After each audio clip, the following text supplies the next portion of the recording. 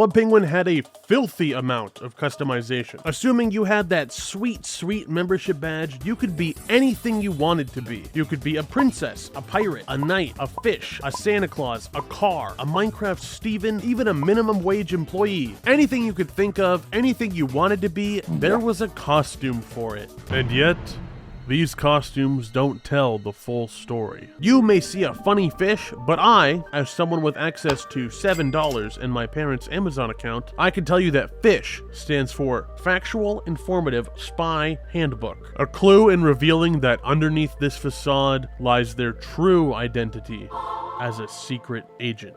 But still, the story goes deeper. Off-screen stands a man in a tuxedo. You were unable to spot him because you were too distracted by the funny get-ups and because I cropped him out to demonstrate that you don't always see the bigger picture. This man is a secret agent. Costume wearer. He's not actually an agent, he's merely wearing the attire. Once again, you failed to recognize that not everything is as it seems. But I refuse to make that same mistake. Today, I'll be looking destiny straight in the eye and questioning if I have what it takes to prove myself as a member of the Penguin Secret Agency. Today, I dare to take on 11 point-and-click missions, uncovering daunting mysteries and solving dangerous puzzles. Today, I become a secret agent. Let's get to work.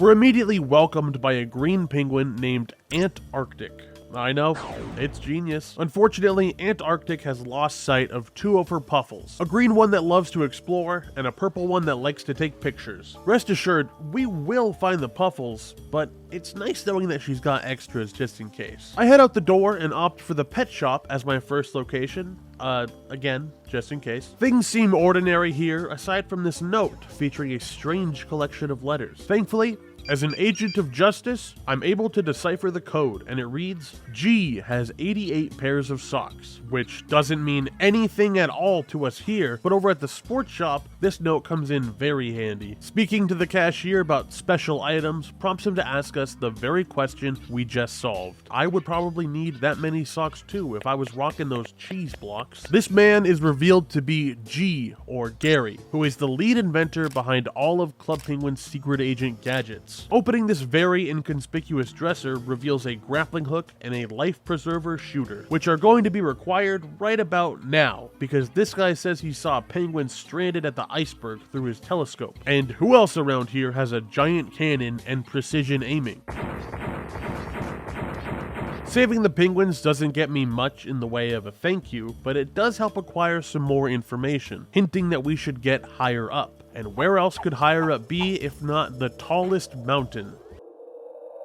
Never mind, I guess there's nothing much to do up here. Imagine climbing Mount Everest and just being like, this is boring. Well, for now, I decided to head back to the ski hill where our telescope friend was, and it seems tragedy has struck. This penguin, who actually has a name, Dancing Penguin. I'm serious, their name is Dancing Penguin. He accidentally broke his telescope and needs me to fix it. Thankfully, my cell phone comes pre-installed with some helpful tools. With the telescope fixed, we could take a view of the entire island, which is extremely cool, but also I feel like I shouldn't be here. Seeing the back of the town and plaza buildings kind of feels like I just watched Santa take off his beard. But more importantly than the view below, we can spot Antarctic's green puffle flying around the tallest mountain. And even though I was literally just there and couldn't do anything, I climbed back up, and what do you know, they're both here this time. Wow. Nevertheless, the puffles were brought back home safe and sound, which marks the completion of the first PSA mission, awarding us the Golden Puffles Medal and a thank you letter from Antarctic herself. Not much else to do but celebrate and get back to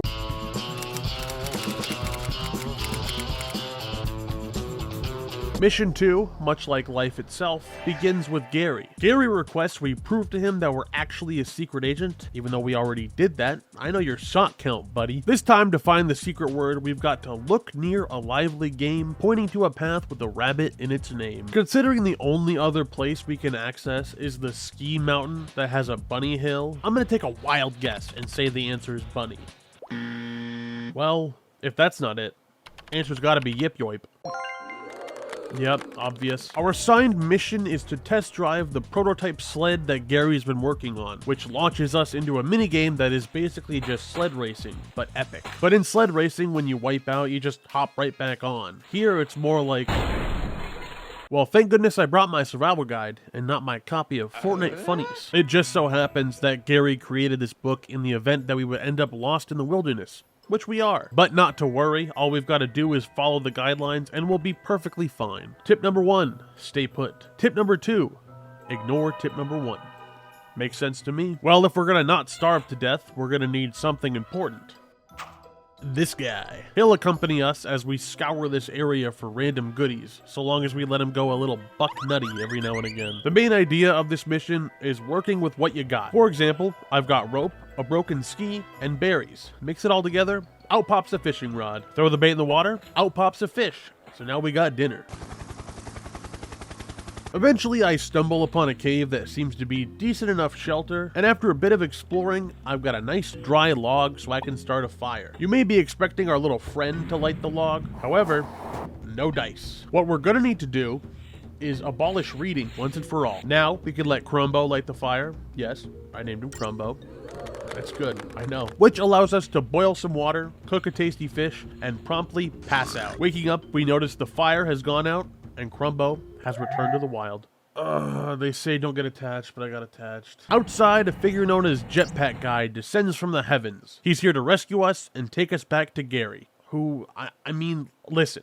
I appreciate the worry. I'm glad that you're glad I'm safe. But perhaps I'm sorry for participating in you getting stranded by building a sled made out of Lincoln logs and having you test it would have been nice to hear. Okay, goodbye. That marks the end of mission 2, getting us the Wilderness Survival Medal and a letter from Big G himself. Still no sorry, but he included a picture of himself waving, and that is so damn funny I have to forgive him.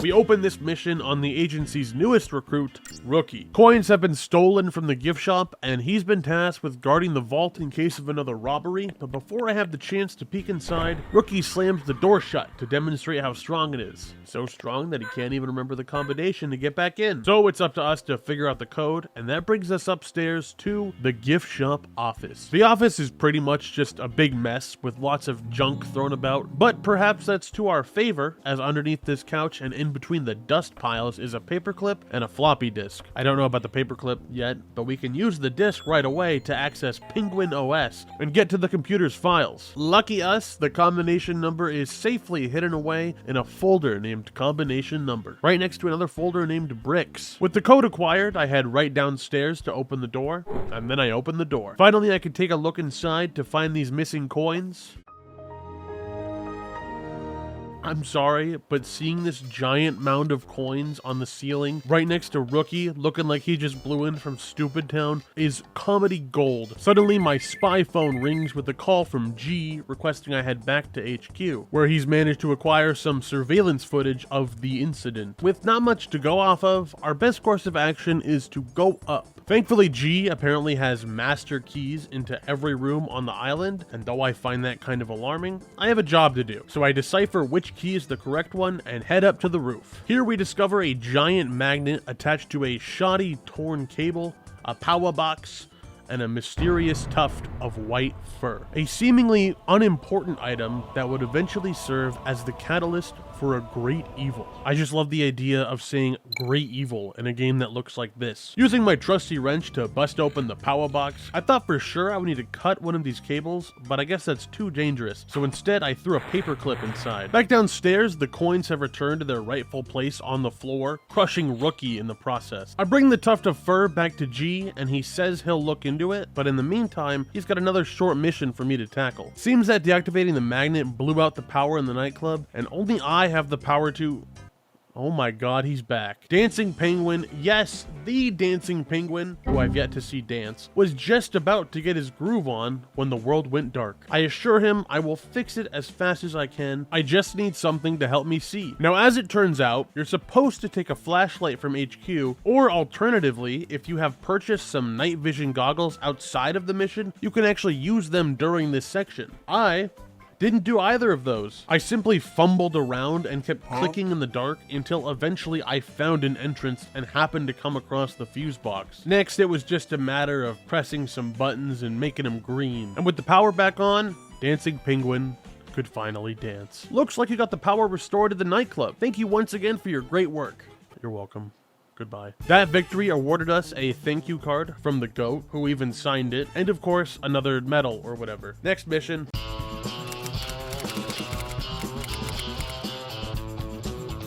This next operation is urgent. Thanks to an unfortunate avalanche, we've got to rescue some penguins stuck on a cliff, which means we're gonna need some important items from inside the legendary Gadget Room. This place is filled with prototypes of whatever you could imagine. I mean, there's the sled I almost died on, but I distinctly remember this contraption known as the Thingamajig 3000, a Rube Goldberg style machine, all to help you make a cup of hot cocoa.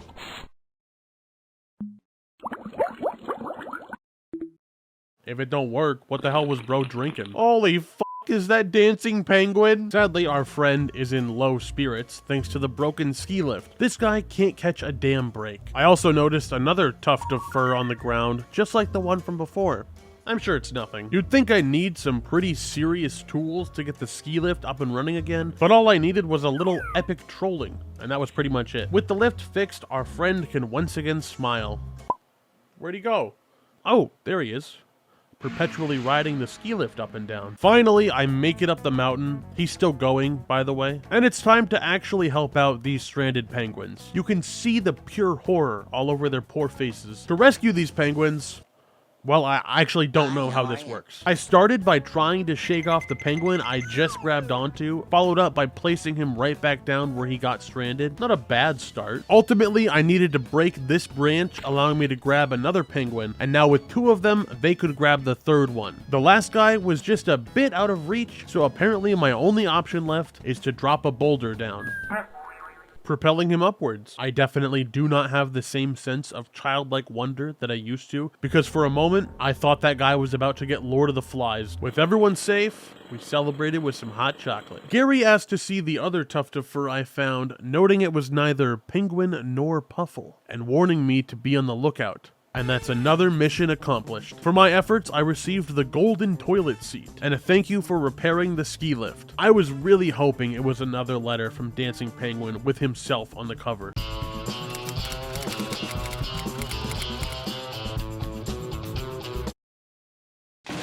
Hello, Gary. Immediately, we're thrown in to help investigate some of that fur we previously found. Presently, though, the Forensic Analyzer 3000 is jammed with old pink fur. Thankfully, my spy phone comes obviously equipped with a comb, untangling and revealing it to be from a pink puffle. The machine might be able to detect the hair of a puffle, however, when trying to pinpoint this mysterious sample, it was classified in unknown specimen. Opting for a secondary scan does detect 3 substances in the form of hot chocolate, hot sauce, and jetpack fuel. The recipe for a classic Tuesday night. Our assignment is to bring larger samples of each one back to HQ so we can calibrate a special pair of goggles capable of tracking down the culprit. My first destination was the beach. Inside the lighthouse, 2 penguins were freaking out over some kind of creature that was growling and clicking. I went upstairs to check it out, and I didn't find the creature, but I did find some jetpack fuel. I just apparently need something to blow it closer. Over at the coffee shop, this place has been ransacked, apparently also by the same monster. Only this time, we've got a drawing to go off of. Oh, I should have known. Well, considering I need a hot chocolate sampled and the hot chocolate machine is broken, I'm gonna have to fix it. Except not right now. Don't wanna. The pizza parlor has the hot sauce we're looking for. Before leaving, I also grabbed a bottle of chocolate sauce and a lit candle. Cool. So now I'll just put this in my pocket, right next to the candle that is still on fire. With 2 out of the 3 components collected, all I needed now was that jetpack fuel. I thought there was going to be some kind of kooky combination of items to make the Big Blow 2000, but I just grabbed a fan from the gadget room and success. So I start pouring each substance in, and I guess the goggles are calibrated now, so I'll just leave Gary to whatever bullshit he's got going on. It isn't long before I spot some tracks right outside in the ski village leading to behind the lodge. And there it is, the monster terrorizing the island. or specifically its shadow. To lure it out, I need to set up a trap, so I start thinking really hard until one spawns in my inventory. And with the candle as bait, we are all set to capture a little crab. Turns out there's two creatures working together, and with one of the targets secured, the other just took off, leaving me to spend a little time playing Dunk the Crab. Back at HQ, I hand the suspect over to Gary and put the new fur sample I found into the analyzer, revealing it to be a polar bear, who, in case you were curious, are not local residents of Club Penguin. Another step closer to figuring out what's going on, but that'll have to wait, because that's another mission complete. Awarding me a medal and a box of pizza. I would have preferred a pay raise, but I get it, economy's tough.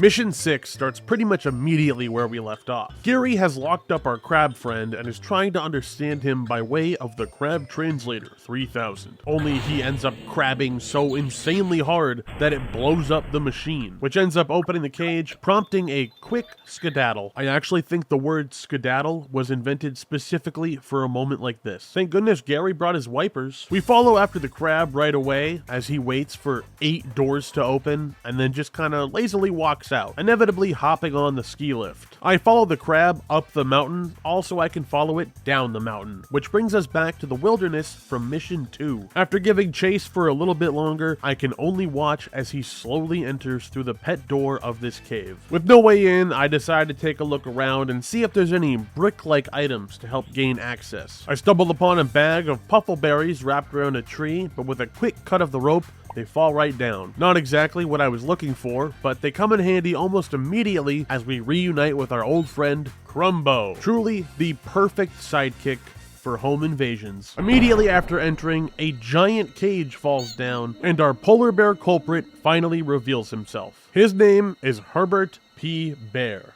Esquire. Having left his home months ago due to the cold, he hoped to find a warm, sunny place to live, and after drifting alone on a tiny little iceberg, he fell into the water and washed up onto the island of Club Penguin, thanks to the help of Klutzy the Crab. I thought this guy was a huge asshole when I was a kid, but honestly, if I floated through icy waters for a few months hoping to reach a summery paradise and ended up here, I'd be a little pissed. However, he does want to chop and burn down every building on the island, so that isn't cool. Whoa. How did that get in there? So Herbert and Klutzy take off, leaving Crumbo and I to figure a way out of here. To be fair, he did say he would consider letting me go when he came back from burning the ski lodge, so we could just wait. We won't have to though, as thankfully with enough puffleberries and messing with this contraption, I can make my grand prison escape. We must away! There is a big pile of snow blocking the door. I looked through all the random junk that was in the room, which included some hot sauce and fashioning a grappling hook. I combined the hot sauce with the puffleberries, fed one to our friend, and let him go crazy style. Escaping Herbert's lair means we still have to escape the wilderness, which is surprisingly easy this time around. Just one quick swing of the grappling hook, and we're back to civilization. I quickly went to the ski lodge and found Herbert hammering away at his contraption, complaining about how hungry he was. I tried feeding him a puffleberry, but no dice. So I go and get him a whole-ass vegetarian seaweed pizza for him to chow down on. And while he's not looking, flip the big lever. And that is the end of Herbert. Oh, he's fine. He's alright. Hello, Gary. Gary puts Herbert on speaker so he can yell at me, because I don't remember if I mentioned it, but Klutzy stole my spy phone earlier. And that's pretty much the end of the mission. Was that Crumbo? Come check out the Shyntos Patreon. We've got stuff, and maybe even a few things.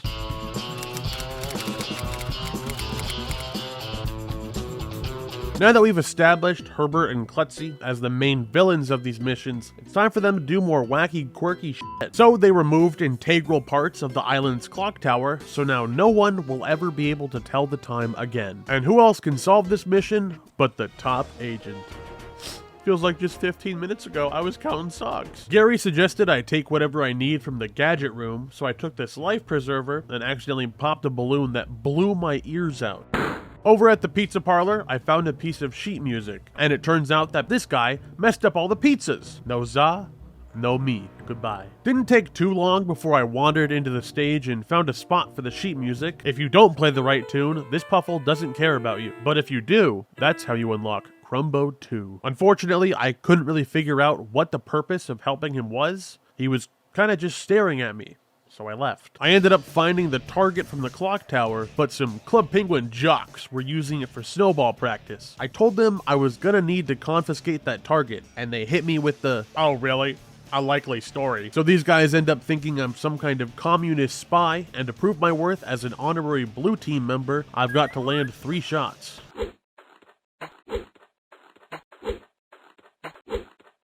I have 8 hours in Counter-Strike 2. It took a while, but I was successful and completed the challenge, even trading them my life preserver so they had something new to throw snowballs at. Over at the beach, I found some guy maximum primo chilling. They mentioned that the reason for this incredibly comfy chair is thanks to the power of a yellow puffle, who can create anything as long as they have a picture. And it just so happens that right after, I found Rookie in the town passing out photos of the missing gear. All we need now is something for the yellow puffle to use as a building material, and who would know better than Dancing Penguin? And they've been upgraded to a crying animation instead of a still image. Because of Dancing Penguin and not Dancing Penguin's conversation about this sad little snowman, we learned that 9 out of 10 leading snowologists suggest that the snow from the snow forts is the sturdiest you can find when building a snowman. Snow for the snowman. Anyways, I grab a bucket and fill it with some sturdy snow, give it to the yellow puffle, and it crafts a perfect gear. So now we put it in the back of the clock tower, and it falls apart. Silly me, how could I have forgotten to freeze it in the gadget room's test chamber first? Bro, forgot about the test chamber. Stop laughing. But before we can finish that, we still haven't found the spring. It's easy though. All we need for that is this giant magnet so we can pull it out from the freezing ocean. And if the test chamber can freeze, it can also fire. I don't even know where I am anymore. After all of that, we can head back to the snow forts and put each piece back on the clock tower, where finally everything is running smoothly. Herbert calls us up on our spy phone to give us props for fixing time itself. However, he's got a particular plan involving the gear he stole, which we'll see more of in Mission 8. Also, I got another medal and a thing from the blue team. You get it by now.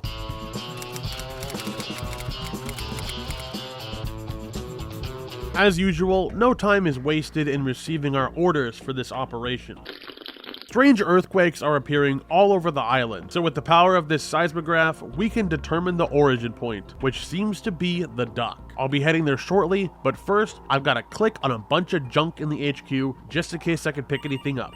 Like this hammer. Seconds after arriving, a drill emerges from underground, piloted by none other than Herbert and Klutzy. Now I know why I brought the hammer. Herbert suggests the only way to stop him is by traversing the tunnels, but there's no way we can do so without his map. So naturally, he drops the map, and then little Crab Boy cuts it in half Gojo style, and the winds whisk away the papers. They depart back into the caves, but I decide to try and track down the map pieces. The first piece ends up getting stuck on the nightclub sign, while the other piece floats all the way to the plaza, landing in some guy's newspaper. I graciously ask him to borrow the paper, but can you guess what he asks for in return? A delicious double meat pizza, extra gray fish, Okay, fine. I walk 10 feet over to the pizza parlor that just so happens to have his exact pizza prepared, and I'm able to make the trade for the map piece. When he said map, I was expecting like a map.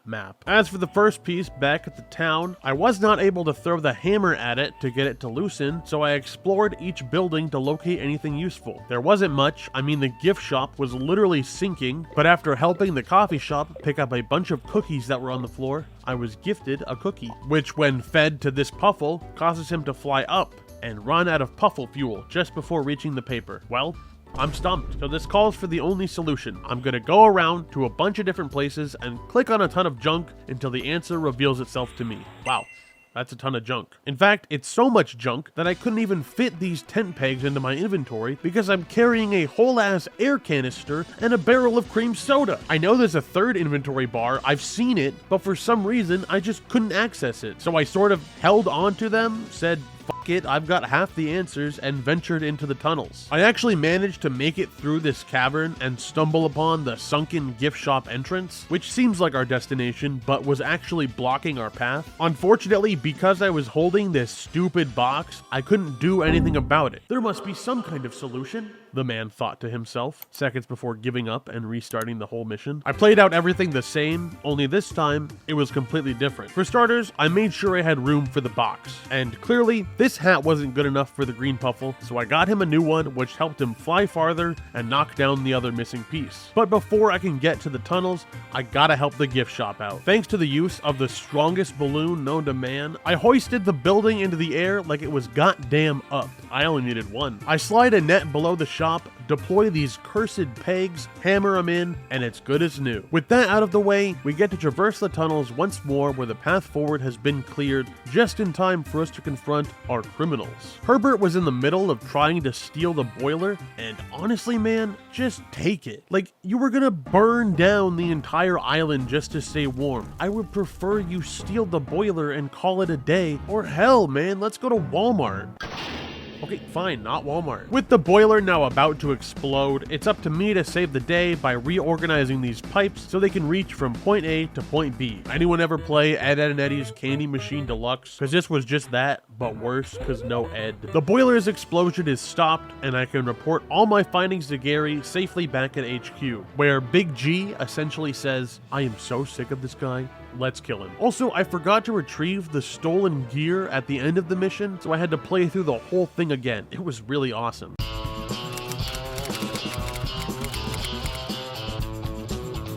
The agency is getting pretty damn sick of this damn polar bear. So finally, we've got a mission solely dedicated to figuring out what his next move is. Our biggest advantage is that because Herbert stole my spy phone a few missions ago, we can use tracking devices to locate his position. I've got to place these 3 gizmos in various points around the island. One as high as possible, one as low as possible, and one out at sea. To help set these up efficiently, Gary is giving me the blueprints for constructing a kite and a rubber ducky with a hole in it. There is literally a whole ass submarine in the gadget room. Well, it seems like we're gonna get this duck patched up right away because after helping Luigi get his boat up and running, he let me borrow his air pump. I found these 2 guys playing with their puffles who are named Ed McCool and Destructo. That is so fucking rad. Until Destructo gets carried away trying to blow a bubble and ends up exploding gum all over.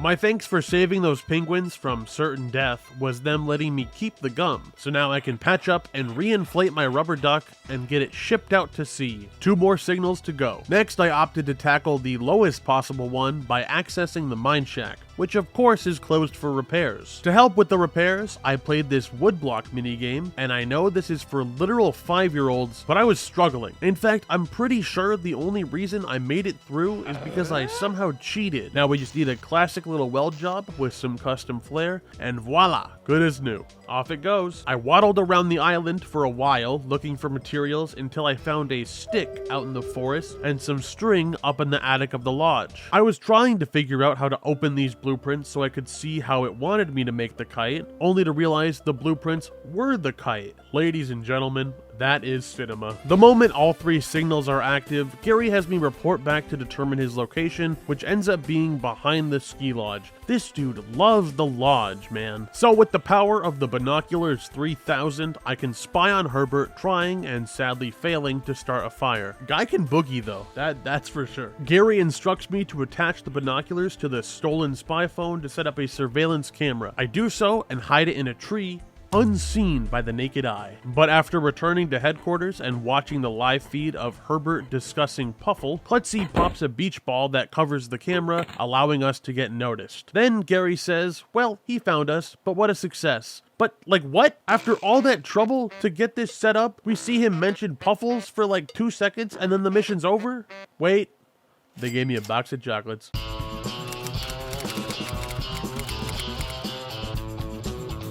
The God Squad is officially assembled. The golden puffle has been found deep in the mines, and us agents are tasked with ensuring nothing happens to it. Before we can finish debriefing, Herbert hacks into the PSA's monitors to give us a heads up for a scheme he's got involving puffles. Rookie hears this and without an ounce of hesitation says he'll never get the legendary golden puffle in the nightclub. This information surprises Herbert and he pretty much says, dude, whatever I had planned, I want that golden puffle. And he leaves. But as it turns out, Gary the Gadget Goat was 5 steps ahead. For the first time, the director of the Penguin Secret Agency makes an appearance, and alongside Gary, reveals that it was all a setup, a ruse. The golden puffle is not real, and they were anticipating Rookie to fumble and reveal that information. Kinda messed up, but clearly it worked. So, with the bait set, now we just need to make sure we're prepared to act when the time comes. And for this task, I even am assigned Mission Leader. My job is to ensure everything goes according to plan. So would you believe it, when things stopped going according to plan? Jetpack Guy broke his jetpack, making him just Guy. It's an easy fix, however. All he needs is some jet fuel, which can apparently be made by mixing hot sauce and cream soda. And he's already got the hot sauce. So I run to the lighthouse for some cream soda, which was right next to him, by the way. And with a bit of trial and error, we are able to assemble the correct concoction of fuel. Now, Jetpack Guy is able to jet. Things should be back on track for now. What's up, Rookie? Turns out that Rookie never actually plugged in the magnet, and it's supposed to be powered by solar panel. So I run back to HQ to quickly retrieve the panel. Also, I could expertly and accurately connect the wires, allowing for the magnet to power up and start going magnet mode. Now I needed to make sure the trap itself was set up correctly, so I rigged it to the pulley system, made sure the internal cogs were working effectively, and the trap has been laid. Just in time, because Herbert was spotted lurking around the dock. If earlier we witnessed a true skedaddle, then this has got to be a textbook scamper. This time, actual real Herbert showed up at the nightclub, and the trap was executed perfectly.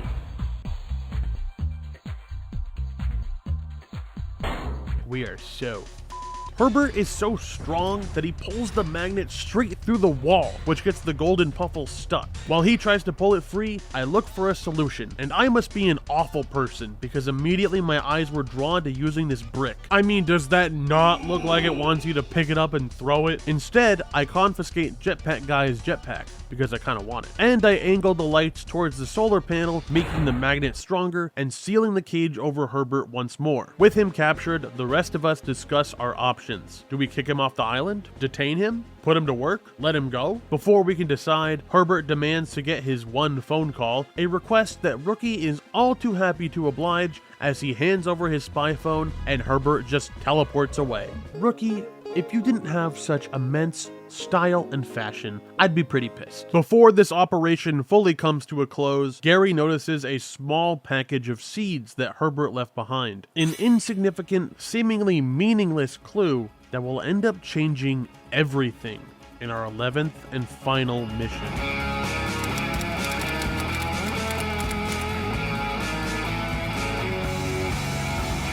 For the last time, we report to G at the PSA headquarters. First off, Gary mentions the seeds from before have been a complete dead end. They seem to just be regular corn seeds, and that's about it. The reason we're actually here is to investigate the gift shop, as multiple items have gone missing. Although Herbert still has Rookie's spy phone, any spy capabilities have been disabled, so we're not sure if he's behind this or not, even though the track record of literally anyone else doing criminal activity besides these two is a whole lot of zilch. So I head out, making my way for the gift shop, until I spot Dancing Penguin. I knew we couldn't end this journey without you. Apparently, Dancing Penguin broke their glasses. If you guys need me to pop in some Family Guy Star Wars specials, just let me know. Over at the gift shop, and judging by the giant dirty-ass footprints, yeah, it's probably safe to assume all Herbie was here. The computer is missing, one of the salon chairs is missing, and there's random bits of corn everywhere. But these are all baby problems, because back at HQ, the main computer is being once again taken over by someone.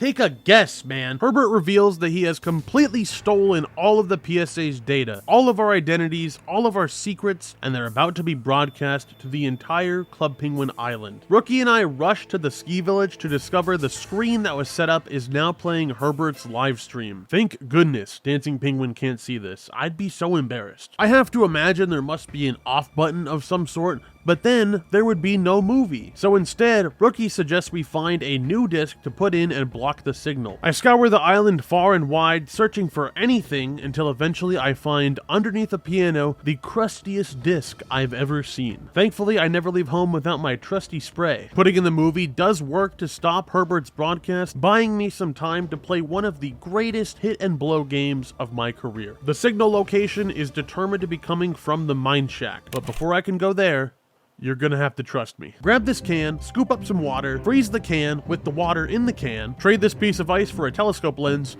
and now fix Dancing Penguin's glasses. They have never looked more beautiful.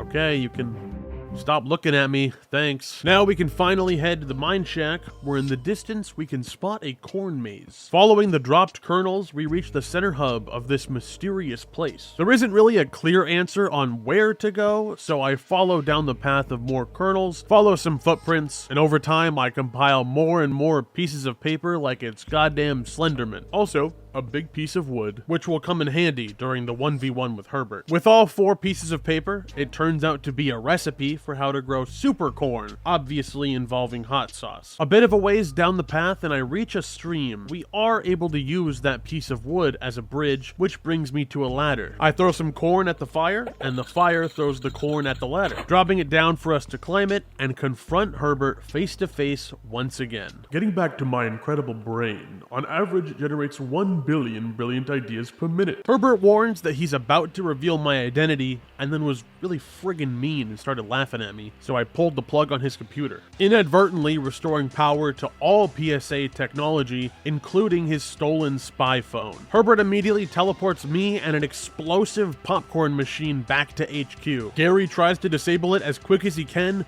Meanwhile, Rookie... we all see the world a little differently. Without many solutions, I accidentally end up clicking on a secret trick book, which pulls out a color lock. I solve it in 4d5 seconds, and from the closet door emerges a woman. Her name is Dot, and she says though that PSA tech is down, EPFs is fine, so she can teleport us to safety. Don't know what the hell that means, but in the nick of time, we barely make it out as popcorn explodes and floods the scene. Glad you guys are enjoying the movie. Dot mentions she's heard about me and says I'd be perfect for their special EPF unit, which, like, cool, but I don't know what that is, and everything just exploded and I'm just trying to keep up. 80 seconds ago, I was in a cornfield thinking about hot sauce. Gary explains that because of all the damage caused to the headquarters and Herbert stealing all the agency's files, the PSA is out of commission completely, but only because they're transferring those very same compromised files over to their secret co-agency, the Elite Penguin Force. Gary heads off to find the lab, Rookie starts eating the popcorn, and for my final dialogue choice ever, I declare that someday we will catch Herbert once and for all.